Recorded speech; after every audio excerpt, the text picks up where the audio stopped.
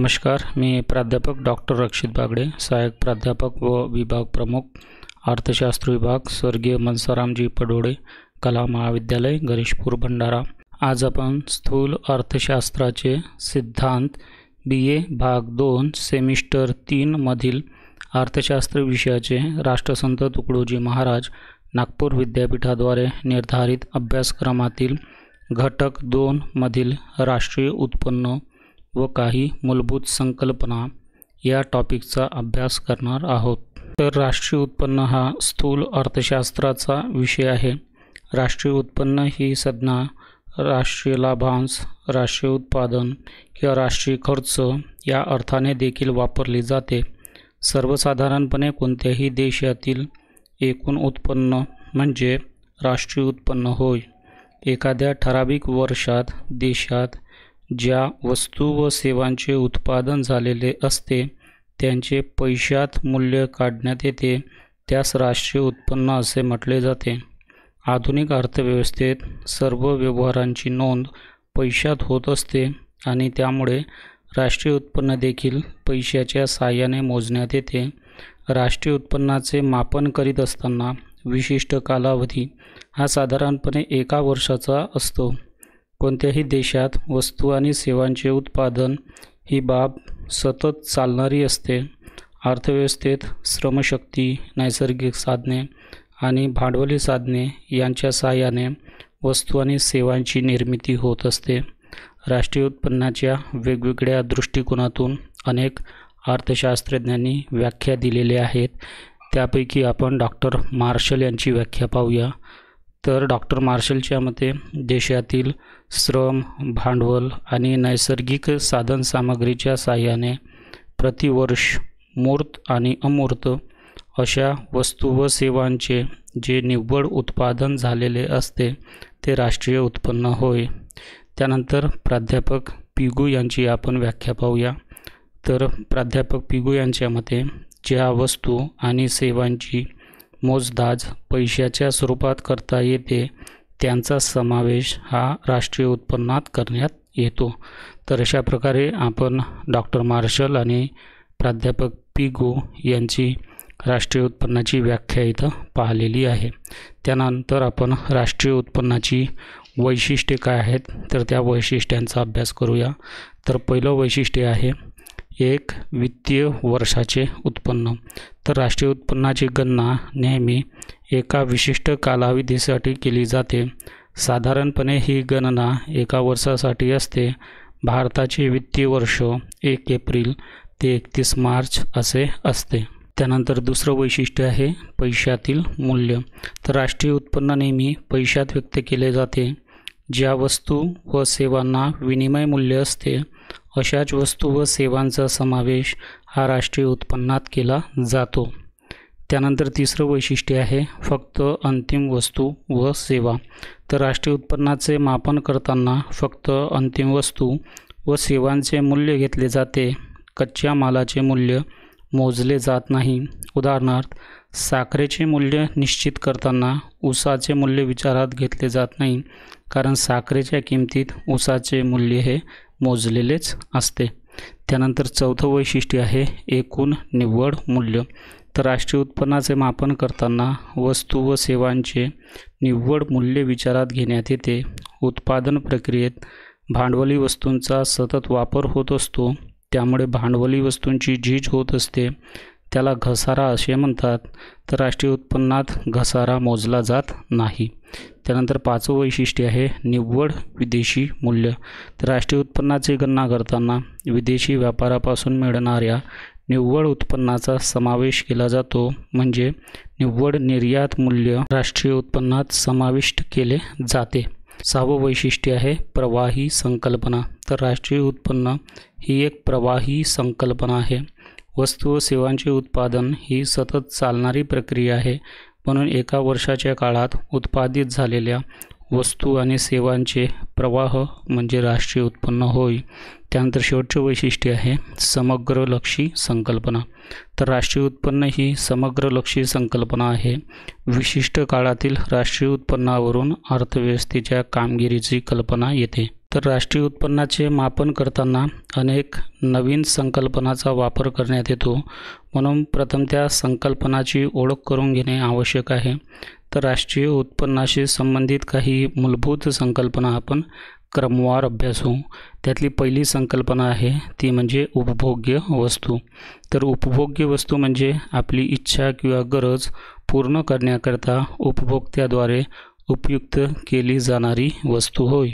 तर उपभोग्य वस्तूची काही वैशिष्ट्ये आहेत. त्यातील पहिलं वैशिष्ट्य म्हणजे उपभोग्य वस्तूमध्ये गरज पूर्ण करण्याची क्षमता असली पाहिजे. दुसरं म्हणजे ते मूर्त असतात. तिसरं म्हणजे उत्पादन क्षेत्राबाहेरील असतात. चौथं वैशिष्ट्य म्हणजे उपभोगाकरिता तसेच उपयोगाकरिता वापरण्यात येतात. पाचवं वैशिष्ट्य म्हणजे दर्जामध्ये भिन्नता दिसून येते. सहावं वैशिष्ट्य म्हणजे उपभोग्य तसेच उत्पादक स्वरूपाचे असतात. आणि सातवं वैशिष्ट्य म्हणजे टिकाऊ स्वरूपाचे असतात. त्यानंतर आपण पाहू उपभोग्य वस्तूचे प्रकार. तर उपभोग्य वस्तूचे दोन प्रकार आहेत. त्यातील पहिलं म्हणजे एक वापर वस्तू आणि दुसरं म्हणजे टिकाऊ वस्तू. तर आपण पहिलं सर्वात अगोदर अभ्यासूया एक वापर वस्तू. तर काही वस्तूंना एकदाच वापर केल्याने त्यांची उपयोगिता संपुष्टात येते, त्यामुळे तिचा पुन्हा वापर करता येत नाही. उदाहरणार्थ दूध, दही, फळे, अन्नधान्य इत्यादी. त्यानंतर दुसरं आहे टिकाऊ वस्तू. तर काही उपभोग्य वस्तू टिकाऊ स्वरूपाच्या असतात. त्यांचा कार्यकाळ 5 ते 10 वर्ष असते. अशा वस्तूंचा वापर आपण अनेक वर्षापर्यंत करू शकतो. उदाहरणार्थ सायकल, पंखा, खुर्ची, टेबल, टेलिफोन, स्कूटर, टेलिव्हिजन इत्यादी. तर अशा वस्तूचा वापर केल्याने त्यांची झीज होत असते. त्यानंतर आपण पाहूया भांडवली वस्तू. तर भांडवली वस्तू म्हणजे ज्या वस्तूचा वापर अन्य वस्तू अथवा सेवांच्या उत्पादनाकरिता केला जातो त्या वस्तूंना भांडवली वस्तू असे आपण म्हणतो. उदाहरणार्थ सांगायचे झाल्यास यंत्रसामग्री, उपकरणे, अवजारे, इमारत इत्यादी. तर भांडवली वस्तूंनाच वास्तविक भांडवल किंवा आर्थिक भांडवल असेही म्हणतात. काही विद्वान त्यांना केवळ भांडवल या नावाने संबोधतात, परंतु भांडवल ही संज्ञा भ्रम निर्माण करणारी असून त्यातून वित्तीय भांडवल असा अर्थ अभिप्रेत होतो. तर भांडवली वस्तू या मानवनिर्मित वस्तू असून त्या टिकाऊ व मूर्त स्वरूपाच्या असतात. त्यांचा वापर वस्तू व सेवांची निर्मिती करण्याकरता केला जातो. यावरून भांडवली वस्तूची अगदी मोजक्या शब्दात साधी व सोपी व्याख्या ही पुढील प्रमाणे सांगता येईल. ती म्हणजे मानव निर्मित अर्थोत्पादक वस्तू म्हणजे भांडवली वस्तू होय. तर भांडवली वस्तूची आपण वैशिष्ट्ये काय आहेत ती वैशिष्ट्ये आपण इथं अभ्यासू. पहिलं वैशिष्ट्य आहे मानव निर्मित. तर भांडवली वस्तू मानवाने परिश्रम करून निर्माण केलेल्या असतात, त्या निसर्ग निर्मित नसतात. दुसरं वैशिष्ट्य आहे उत्पादनास सहाय्यक. तर भांडवली वस्तूमुळे उत्पादन कार्यात मदत होत असते. त्यानंतर तिसरं वैशिष्ट्य आहे ऱ्हास पावणारे. तर भांडवली वस्तू टिकाऊ स्वरूपाचे असतात, परंतु सतत वापर केल्याने त्यांची झीज होत असते. उदाहरणार्थ यंत्रसामग्री, अवजारे इत्यादी. कच्चा माल मात्र एकदाच वापरल्याने नष्ट होत असतो. त्यानंतर चौथं वैशिष्ट्य आहे कार्यक्षमतेत वाढ.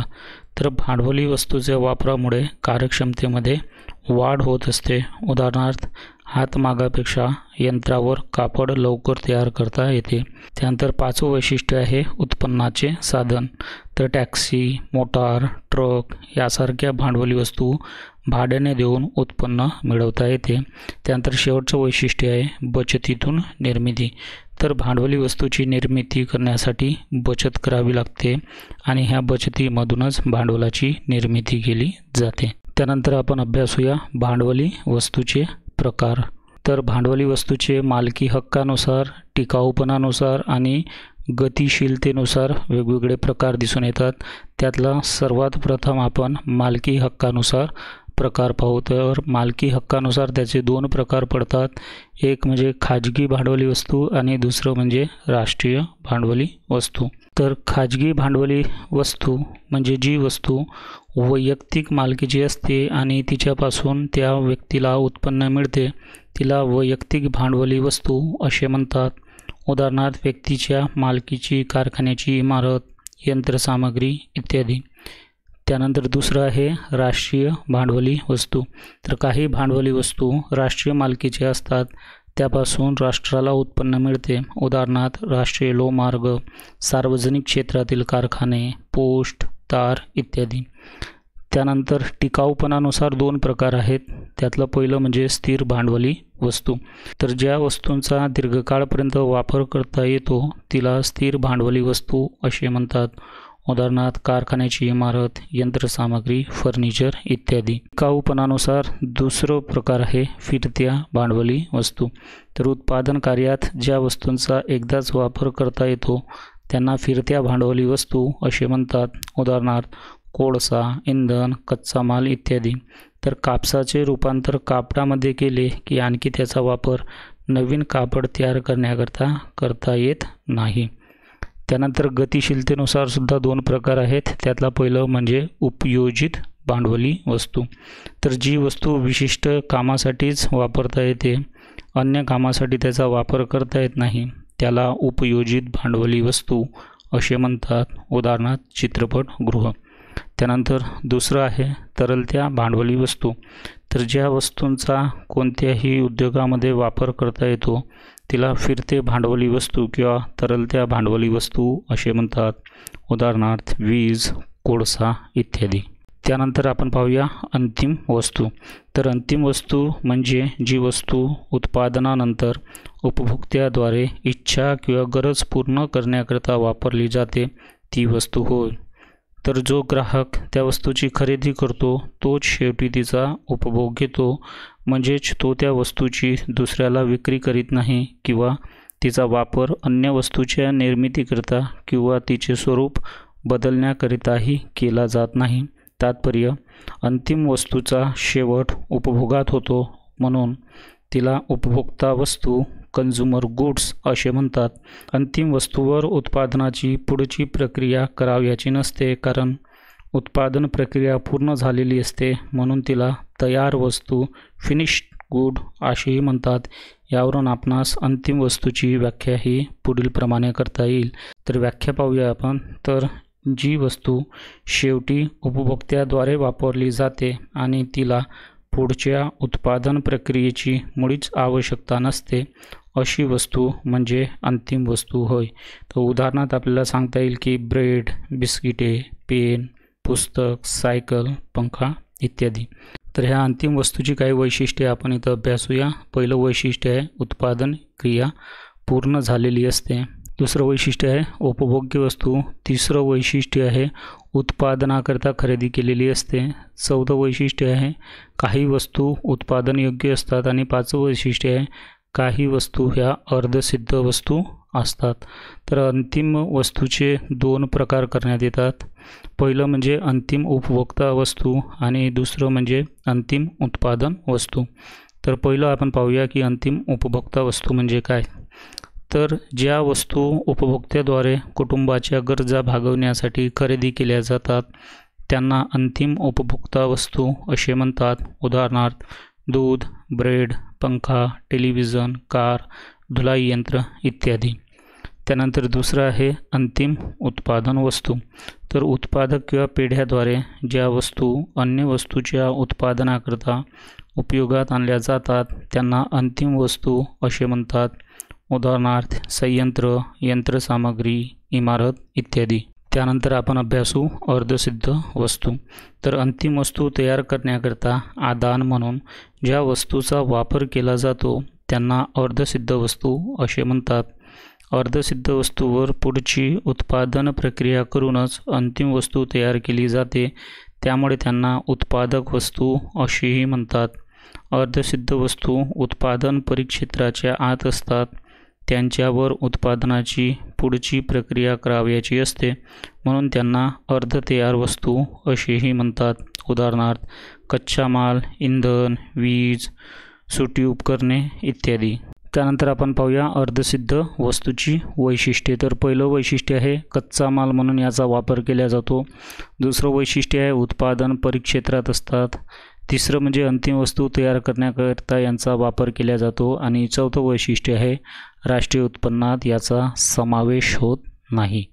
त्यानंतर आपण अभ्यासूया सकल गुंतवणूक व घसारा, ग्रॉस इन्व्हेस्टमेंट अँड डिप्रिसिएशन. तर सकल गुंतवणुकीचा अर्थ आपण सर्वात अगोदर पाहूया. एका वर्षाच्या कालावधीत देशातील भांडवली संपत्तीच्या मूल्यात होणारी वाढ म्हणजे गुंतवणूक किंवा भांडवल निर्मिती होय. केन्सच्या मते भांडवली वस्तूच्या परिमाणात होणारी वाढ म्हणजे गुंतवणूक होय. तर गुंतवणुकीची संकल्पना स्पष्ट करताना एक गोष्ट लक्षात घेणे आवश्यक असते की भांडवल आणि गुंतवणूक यात फरक आहे. भांडवल म्हणजे भांडवली वस्तूचा एकूण साठा होय आणि गुंतवणूक म्हणजे विशिष्ट कालखंडात भांडवली वस्तूच्या साठ्यात होणारी वाढ होय. तर भांडवल निर्मिती बचतीपासून होते, म्हणून या बचतीचा उपयोग कंपन्याचे भाग, कर्जरोखे इत्यादी वित्तीय संपत्ती खरेदी करण्यासाठी केला असेल तर ती वित्तीय गुंतवणूक होय.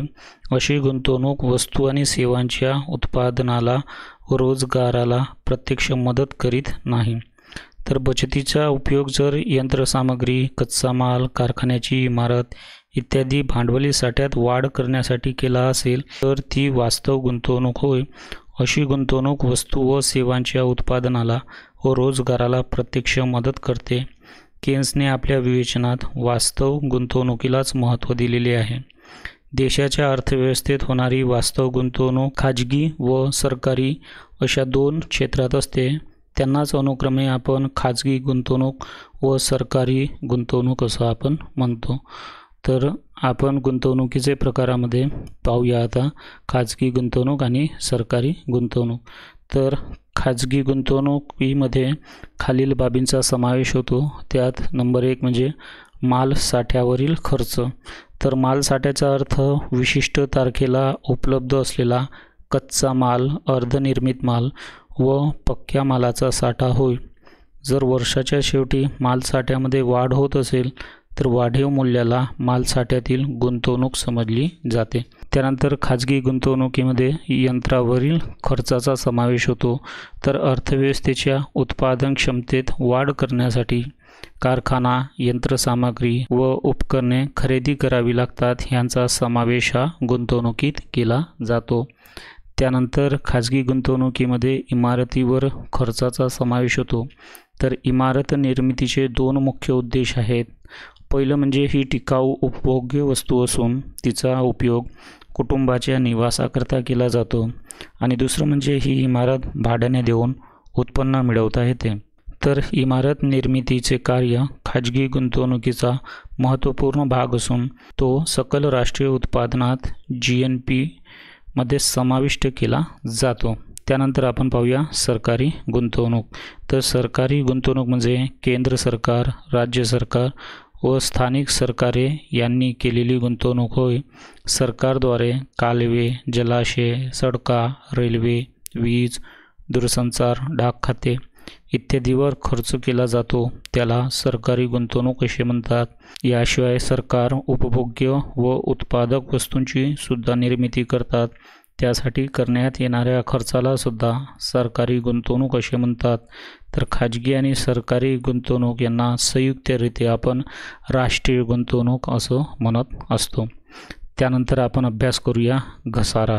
तर घसारा म्हणजे यंत्रसामग्री, हत्यारे, अवजारे, कारखान्याची इमारत इत्यादी स्थिर संपत्ती दीर्घकाळ चालत असली तरी तिचे आयुष्य मात्र ठराविक असते.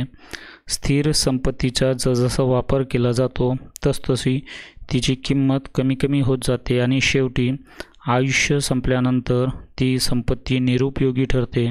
संपत्ती निरुपयोगी होणे म्हणजे एक प्रकारचे नुकसान होय. हे नुकसान म्हणजेच घसारा किंवा झीज होय.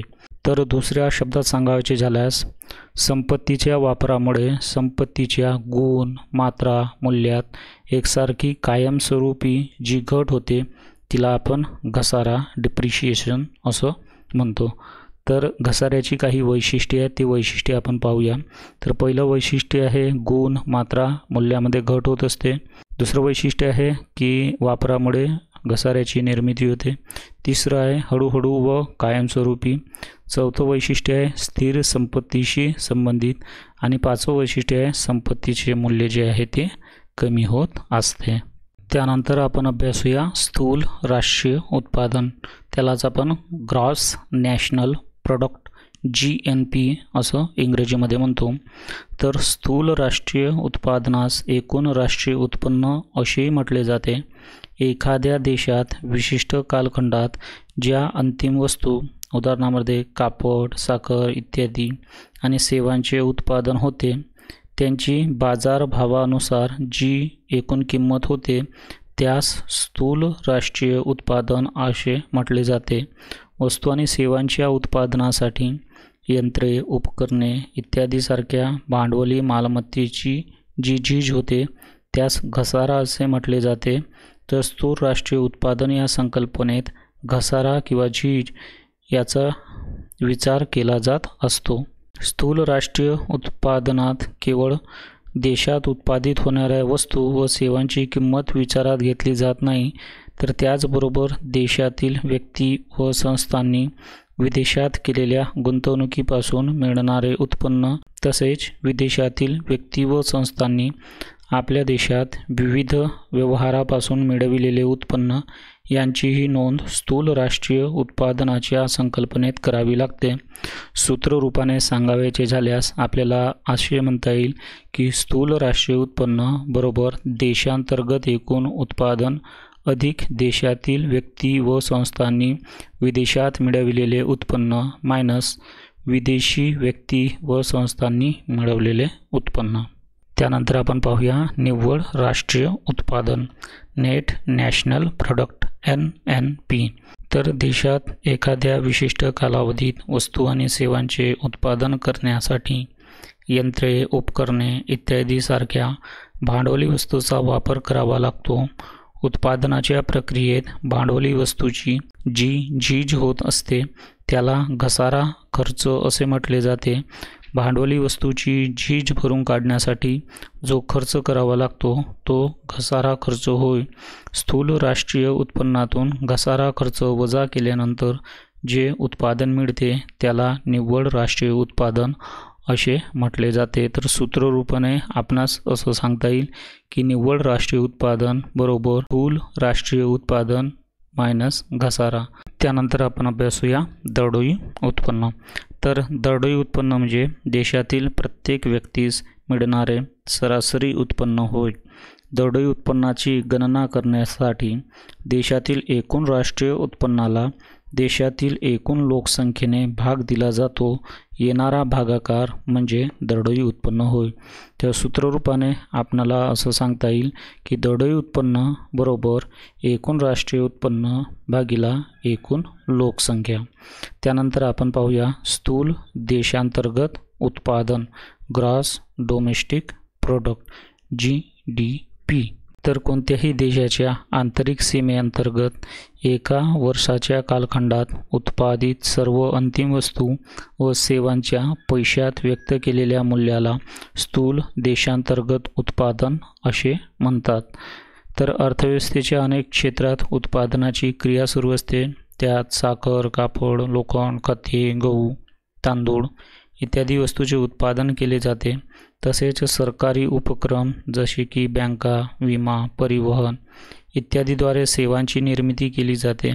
तर ह्या सर्व वस्तू व सेवांच्या बाजार किमतीच्या बेरजेला सकल देशांतर्गत उत्पादन असे म्हणतात. स्थूल देशांतर्गत उत्पादनाचे आगणन ज्यावेळी बाजार किमतीनुसार केले जाते त्यावेळी त्याला बाजार किमतीनुसार स्थूल देशांतर्गत उत्पादन GDP ॲट मार्केट प्राईस असे संबोधले जाते. त्यानंतर आपण पाहूया निव्वळ देशांतर्गत उत्पादन नेट डोमेस्टिक प्रोडक्ट NDP. तर सामान्य उत्पादन प्रक्रिया सुरू असताना अनेक भांडवली वस्तूंचा जसे यंत्रसामग्री, उपकरणे, अवजारे, ट्रॅक्टर, फर्निचर कारखाना व कार्यालयाची इमारत इत्यादीचा वापर होत असतो. त्यामुळे त्यांची सतत झीज होत असते. कालांतराने ह्या भांडवली वस्तूची प्रतिस्थापना करणे आवश्यक असते. त्यामुळे एकूण उत्पादनापैकी एक हिस्सा घसाऱ्यासाठी म्हणजेच झीज म्हणून राखून ठेवावा लागतो. अशा प्रकारे स्थूल देशांतर्गत उत्पादनामधून घसारा खर्च वजा केला तर शिल्लक असलेल्या उत्पादनाला निव्वळ देशांतर्गत उत्पादन असे म्हणतात. तर सूत्ररूपाने असे सांगता येईल की निव्वळ देशांतर्गत उत्पादन बरोबर स्थूल देशांतर्गत उत्पादन मायनस घसारा. त्यानंतर आपण पाहूया वैयक्तिक उत्पन्न पर्सनल इन्कम. तर वैयक्तिक उत्पन्न म्हणजे कोणत्याही देशातील व्यक्ती किंवा कुटुंबांना एका वर्षाच्या कालावधीत वास्तविकरित्या मिळालेले उत्पन्न होय. तर वैयक्तिक उत्पन्न हे नेहमी राष्ट्रीय उत्पन्नापेक्षा कमी असते. त्याचे कारण म्हणजे उत्पादक घटकाद्वारे जेवढे उत्पन्न निर्माण केले जाते ते पूर्णपणे त्यांना प्राप्त होत नाही. म्हणजेच राष्ट्रीय उत्पन्नाच्या राशीतून विविध कपाती वजा केल्यानंतर जे राशी शिल्लक राहते ते वैयक्तिक उत्पन्न होय. तर वैयक्तिक उत्पन्न आपल्याला सूत्ररूपाने असं सांगता येईल की वैयक्तिक उत्पन्न बरोबर राष्ट्रीय उत्पन्न मायनस कंपन्यांचा आयकर मायनस अवितरित व्यावसायिक नफा मायनस सामाजिक सुरक्षेसंबंधित कपाती अधिक हस्तांतरण शोधन. त्यानंतर आपण अभ्यासूया व्यययोग्य उत्पन्न किंवा स्वायत्त उत्पन्न, ज्यालाच आपण डिस्पोजेबल इन्कम असं म्हणतो. तर व्यक्ती अथवा कुटुंबांना मिळणारे वैयक्तिक उत्पन्न हे पूर्णतः खर्च करण्याकरिता उपलब्ध होत नाही. त्याचे कारण वैयक्तिक उत्पन्नाचा एक भाग आयकर, संपत्ती कर इत्यादी प्रत्यक्ष कराच्या रूपाने सरकारला द्यावा लागतो. म्हणून प्रत्यक्ष कराचे शोधन केल्यानंतर वैयक्तिक उत्पन्नाचा जो भाग शिल्लक राहतो त्याला व्यययोग्य उत्पन्न असे म्हणतात. तर सूत्ररूपाने सांगायचे झाल्यास व्यययोग्य उत्पन्न बरोबर वैयक्तिक उत्पन्न मायनस वैयक्तिक प्रत्यक्ष कर. तर अशा प्रकारे आपण राष्ट्रीय उत्पन्न व त्याच्या वेगवेगळ्या संकल्पनाचा इथं अभ्यास केलेला आहे. धन्यवाद.